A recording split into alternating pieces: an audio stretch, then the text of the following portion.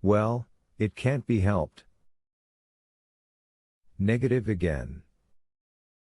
Half asleep, he heard the laughter and mirthful talk of Veslovsky and Stepan Arkadyevitch.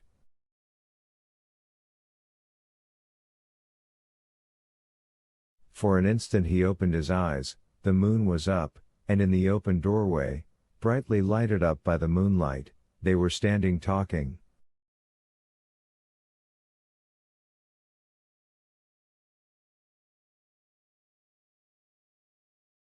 Stepan Arkadyevitch was saying something of the freshness of one girl, comparing her to a freshly peeled nut, and Veslovsky with his infectious laugh was repeating some words, probably said to him by a peasant.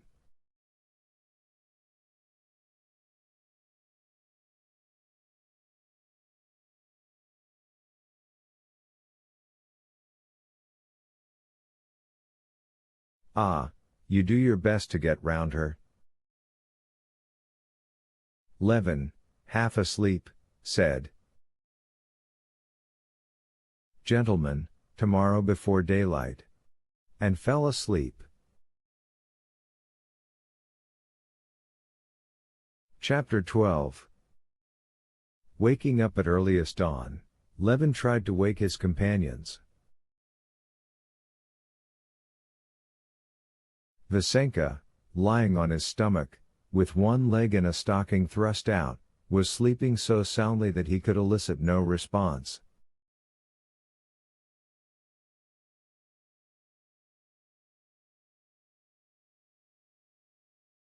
Oblonsky, half asleep, declined to get up so early. Even Laska, who was asleep, curled up in the hay, got up unwillingly, and lazily stretched out and straightened her hind legs one after the other.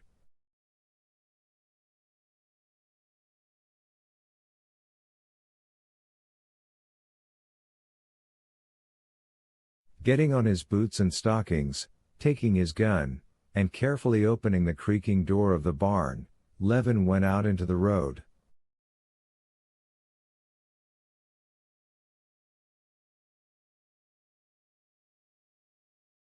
The coachmen were sleeping in their carriages, the horses were dozing. Only one was lazily eating oats, dipping its nose into the manger. It was still gray out of doors. "Why are you up so early, my dear?" the old woman, their hostess, said, coming out of the hut and addressing him affectionately as an old friend.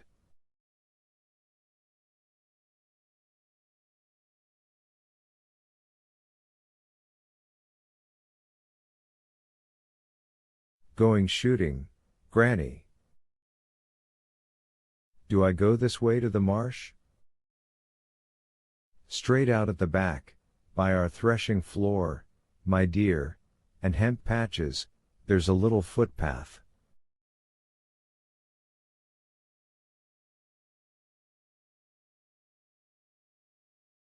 Stepping carefully with her sunburnt, bare feet, the old woman conducted Levin, and moved back the fence for him by the threshing floor.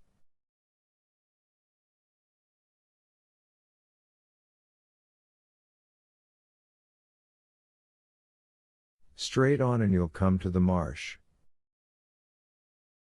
Our lads drove the cattle there yesterday evening." Laska ran eagerly forward along the little path. Levin followed her with a light, rapid step, continually looking at the sky.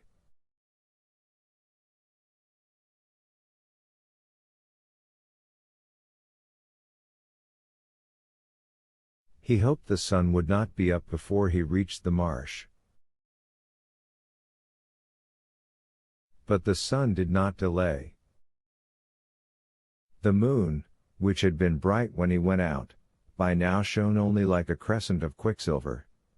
The pink flush of dawn, which one could not help seeing before, now had to be sought to be discerned at all. What were before undefined, vague blurs in the distant countryside could now be distinctly seen.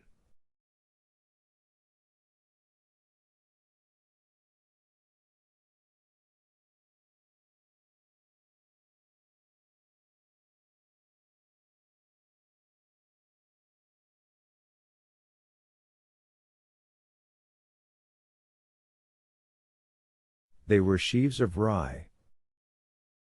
The dew, not visible till the sun was up, wetted Levin's legs and his blouse above his belt in the high-growing, fragrant hemp patch, from which the pollen had already fallen out.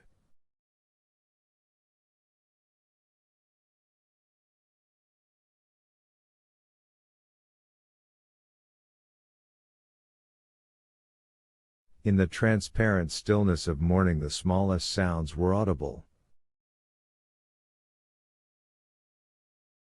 A bee flew by Levin's ear with the whizzing sound of a bullet.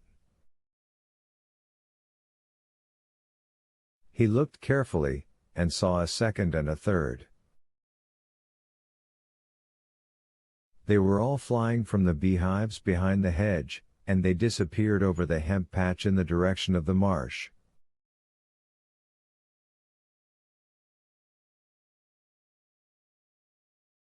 The path led straight to the marsh. The marsh could be recognized by the mist which rose from it, thicker in one place and thinner in another, so that the reeds and willow bushes swayed like islands in this mist.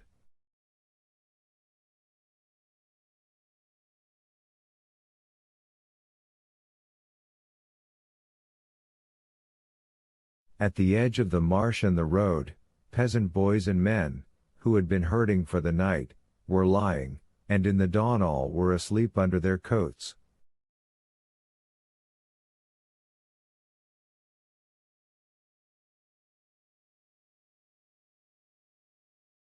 Not far from them were 3 hobbled horses. One of them clanked a chain. Laska walked beside her master, pressing a little forward and looking round.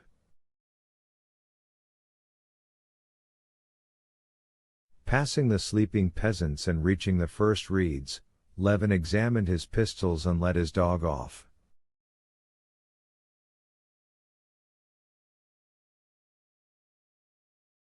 One of the horses, a sleek, dark brown 3-year-old, seeing the dog, started away, switched its tail and snorted.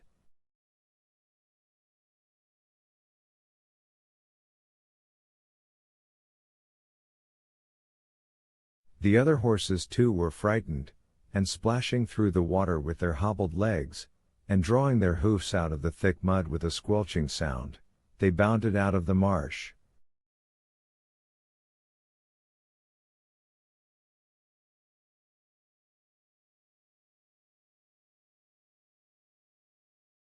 Laska stopped, looking ironically at the horses and inquiringly at Levin.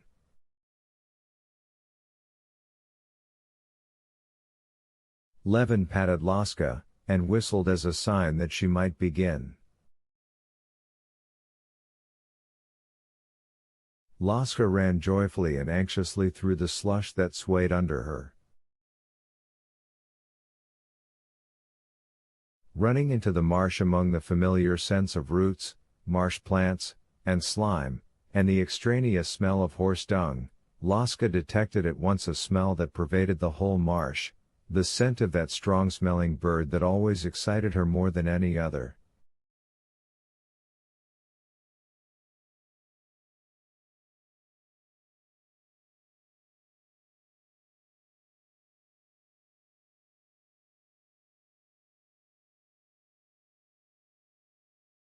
Here and there among the moss and marsh plants this scent was very strong, but it was impossible to determine in which direction it grew stronger or fainter.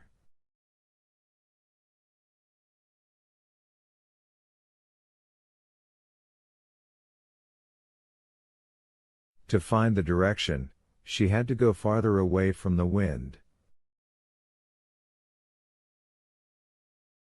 Not feeling the motion of her legs, Laska bounded with a stiff gallop, so that at each bound she could stop short, to the right, away from the wind that blew from the east before sunrise, and turned facing the wind.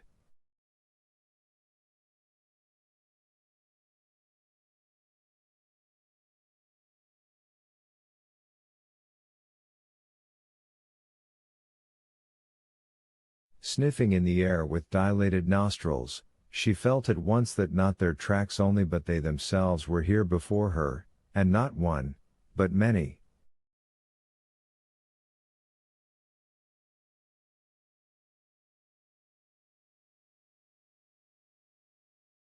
Laska slackened her speed. They were here, but where precisely she could not yet determine. To find the very spot, she began to make a circle, when suddenly her master's voice drew her off.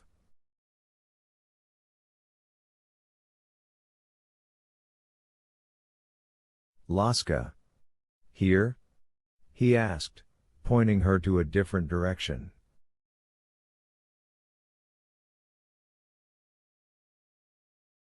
She stopped, asking him if she had better not go on doing as she had begun.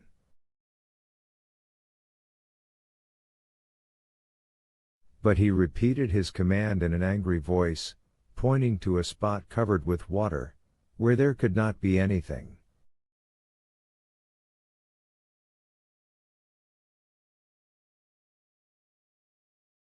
She obeyed him, pretending she was looking, so as to please him, went round it, and went back to her former position, and was at once aware of the scent again.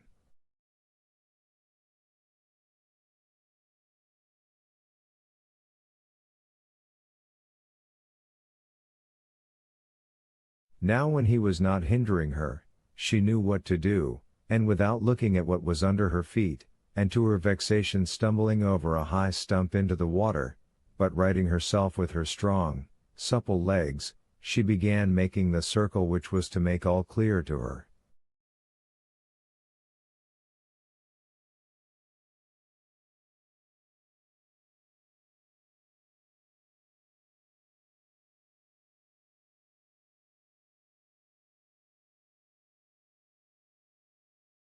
The scent of them reached her, stronger and stronger, and more defined, and all at once it became perfectly clear to her that one of them was here, behind this tuft of reeds, 5 paces in front of her. She stopped, and her whole body was still and rigid,